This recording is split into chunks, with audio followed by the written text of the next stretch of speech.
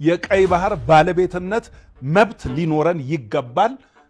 ኢትዮጵያ የራሷ የሆነ የባህር በር ወይም ሲፖርት ያስፈልጋታል።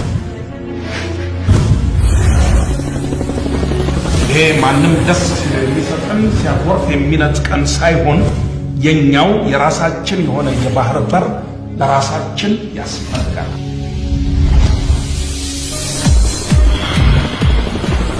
በተሰነጣጠቀ መሰረት ላይ 52 ፎቅ ከመገንባት በጠንካራ መሰረት ላይ አንድ ፎቅ መስራት የመርከበኝነት ሙያው ነበረኝ። ዛሬ ራሴንስ ሀገሬንስ በምን ልጥቀም? እስከ መቼ ለጅቡቲ ከፍለን እንዘልቃለን? የሀገራችን ጥንታዊ ታሪክ መነሻና መሰረት መሆኑ የታወቀ ነው። በዚህ ጊዜ ጂኦግራፊ መማር ያሳፍራል። ቀይ ባህር የብዙ ትውልድ ደም የፈሰሰበት ሀብት ነው።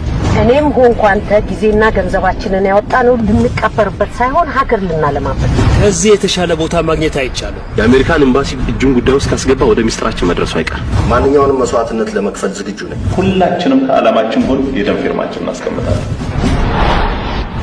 አንድ ጥያቄ አለ። ጊዜ ራሱ የሆነ መልስ አለ።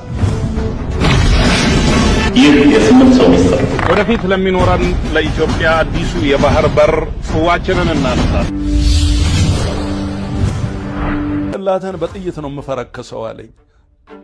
እሺ እንዴ በቃ ምን ለማን እናገራለሁ? ምን እላለሁ?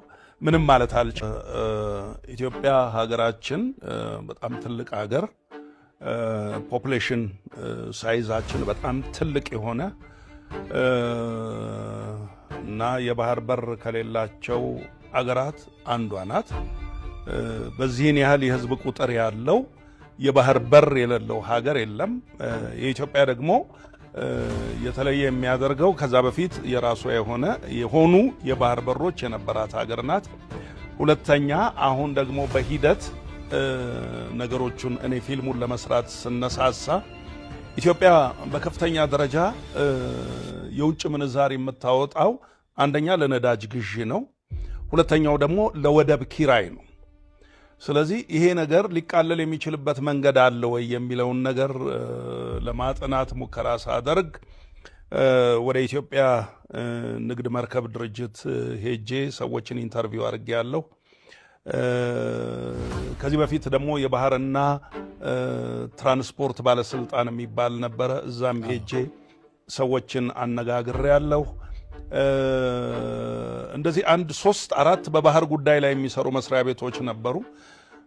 ከዛ በኋላ ደግሞ በዓለም ላይ ያሉ የባህር በር ችግራቸውን የቀረፉ አገሮች